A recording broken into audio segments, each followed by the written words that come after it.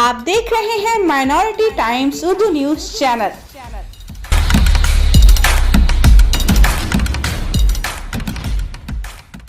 कि ईदगाह को मरकज़ बना करके न सोचें, हमारा मानना वैसा है। हमारा मुल्क 75th ईयर ऑफ इंडिपेंडेंस अभी हम मनाकर आगे आए हैं, मगर बाज़ पहलुओं से बहुत ज़्यादा तशवीश और मसाइल का भी हम सामना कर रहे हैं। हुकूमत से भी हम मुतालबा करते हैं कि फ़ौरन इस सिलसिले को रोकना चाहिए, इस पर कदगन लगना चाहिए। जो लोग इस सिलसिले में इसका शिकार होते हैं और फिर इस वक्त हमारा मुल्क 75th ईयर ऑफ इंडिपेंडेंस अभी हम मनाकर आगे आए हैं, मगर बाज़ पहलुओं से बहुत ज़्यादा तशवीश और मसाइल का भी हम सामना कर रहे हैं। इस प्रेस कॉन्फ्रेंस के ज़रिए से हम इन पहलुओं पर तवज्जो दिलाना चाहते हैं। उसमें एक बात यहाँ की लाक़ानूनियत है, लॉलेसनेस है, और जिस तरह जस्टिस को महंगा और मुश्किल बनाया जा रहा है, और जिस तरह पावरफुल लोग अपने हक़ में फ़ैसले करवा लेते हैं, एक बहुत तशवीश की बात है। और जो लोग हक़ के लिए काम करते हैं, अवाम और इंसानी हुकूक़ के लिए काम करते हैं, जैसे ज़ुबैर आर्ट न्यूज़ के हैं या तीसरा सतलवाद है, ये सब बिगड़ती हुई क़ानून की सूरत हाल और लाक़ानूनियत की तरफ इशारा कर रही है।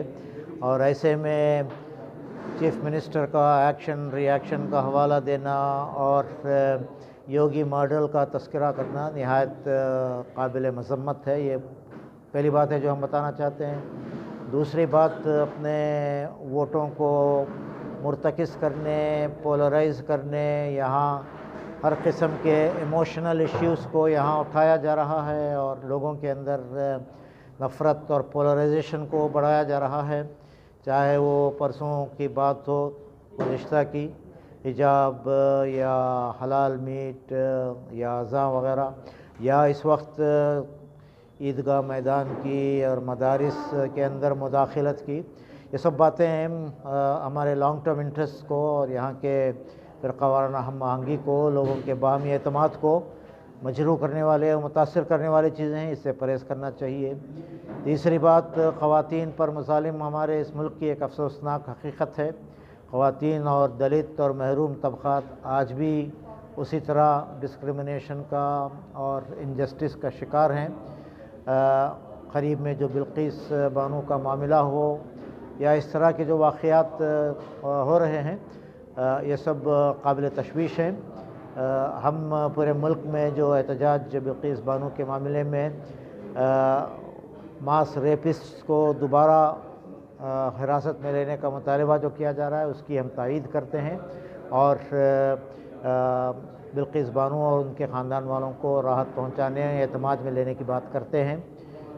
इसी तरह यहाँ दलितों के मामले में जो देरीना जुल्म और ज़्यादती होती रही है, उसकी एक जमहूरी मुल्क में किसी भी फ़र्द को, किसी भी तंजीम को, किसी भी कम्युनिटी को वो जायदादें रखने का हक़ है पूरा, ठीक है, ये तो हमारा बुनियादी हक़ है। क्या ये सोचिए कि पूरे कर्नाटक के अंदर सिर्फ़ मुसलमानों के ईदगाह ऐसे हैं जो सिर्फ़ 2 वक्त नमाज होती है, उसके बाद यहाँ जिस तरह रखा जाता है, दूसरी और कम्युनिटी में ऐसा नहीं है। हम कितने कम्युनिटी का नाम बताएं इस तरह के। और हम सब ये समझते हैं कि जितनी ज़मीन कर्नाटक में वफ़ के तहत है, इससे कहीं ज़्यादा 10 गुना ज़्यादा दीगर कम्युनिटियों के पास जगह मौजूद है और खाली पड़े हुए हैं। क्या आप ये मान के चलेंगे कि जो खाली पड़े हुए ज़मीन उसे कोई लोग जाके कब्ज़ा कर ले? ये सही है इस तरह का करने का? गलत बात है ना मानने का ये। तो इसलिए हमारा कहना ये है कि ये चामराजनगर जो ईदगाह है, ये मुस्लिम कम्युनिटी का है और जैसे बात हमारे दरमियान में आ चुकी है और बीबीएमपी ने इसे एक्सेप्ट कर लिया कि ये जो प्रॉपर्टी है वफ़ की है। अब उसे जो है फिर मज़ीद उलझा करके हाई कोर्ट के एक बेंच में जो फ़ैसला हुआ, वो फ़ैसले के ख़िलाफ़ एक और फ़ैसला, ज़ाहिर बात है कि उसे सुप्रीम कोर्ट जाना पड़ा है, क्योंकि ये सुप्रीम कोर्ट में मसला चला हुआ है, तो हम ज़रा खामोश हैं, देखेंगे क्या होता है। लेकिन हमारा बुनियादी सवाल ये है कि ये प्रॉपर्टी रखने का हर एक को हक़ है। یہ الگ بات ہے کہ اندر کی بات ہے، ہماری اندر کی بات یہ ہے کہ ہمارے پاس جو پراپرٹی موجود ہے اس کا استعمال کیسے ہونی چاہیے.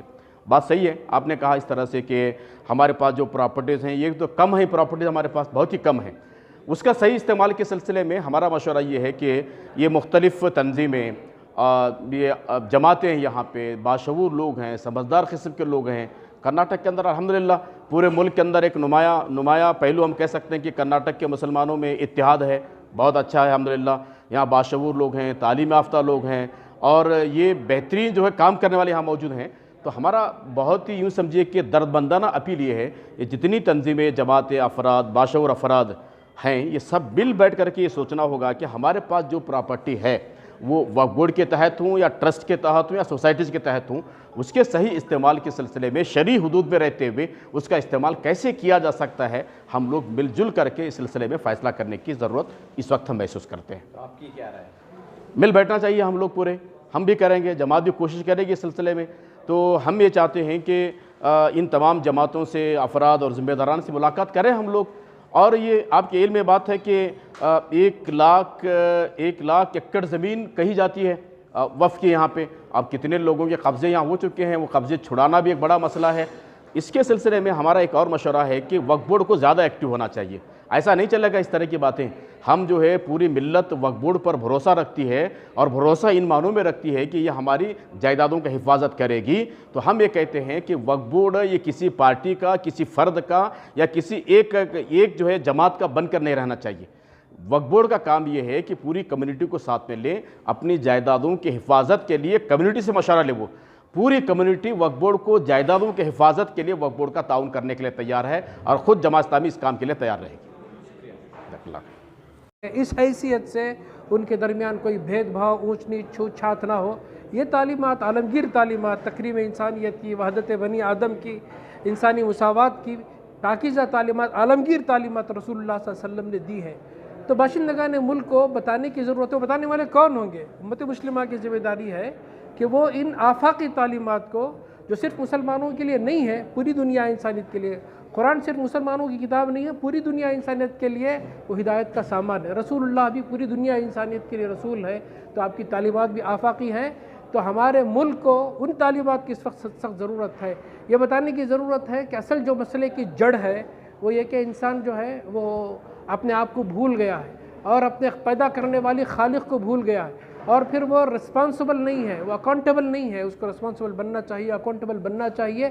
یہی سب چیزیں، احساس ذمہ داری اور جواب دہی کا احساس، اور پھر اس کے جو تقاضے ہیں انسان اس کو پورا کرے، تب جو ہے باقی وہ سارے مسائل جس سے پوری انسانیت جوجھ رہی ہے، ملک اور باشندگان ملک جوجھ رہے ہیں، اس کا حل نکل سکتا ہے. یہ بتانے کی ضرورت ہے، اس پیغام کو عام کرنے کی ضرورت ہے امت مسلمہ کو.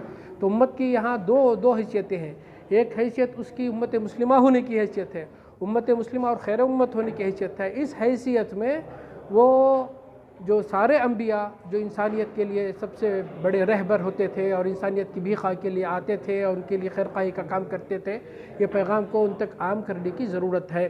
اور پھر دوسری حیثیت جو ہے وہ اس مسلمان ہونے کی حیثیت سے شہری ہونے کی حیثیت ہے. پہلی حیثیت میں نے کہا خیر امت اور امت مسلمہ ہونے کی حیثیت ہے. اس حیثیت سے دین کی آفاقی تعلیمات کو تمام بندگان خدا تک بلا کم و کاس ہم پہنچانے کی ضرورت ہے، ان تک پہنچنے کی ضرورت ہے، مظلوموں کی حمایت میں کھڑنے کی ضرورت ہے، ظلم کے خلاف آواز اٹھانے کی ضرورت ہے. اور ایک اہم بات میں کہتا ہوں آپ سے کہ اس ملک کی بہت بڑی آبادی، جو کہہ سکتے ہیں آپ 90% جو امن پسند آبادی ہے، وہ ان غلط کار لوگوں کی غلط کاری میں ان کا ساتھ نہیں دیتی ہے. تو اس خاموش آبادی کو کھڑا کرنا چاہیے ہم کو کہ چلو ہم ایک اپنے خوابوں کا ہندوستان بناتے ہیں. اس کے لیے ہم سب مل جل کر اس کے لیے مجبور ہو، بے کسوں کی ضرورتیں پوری ہو، اور غربت کا ازالہ ہو، اور خوشحالی عام ہو، اور انسانوں کے درمیان انسانی مساوات ہو، سب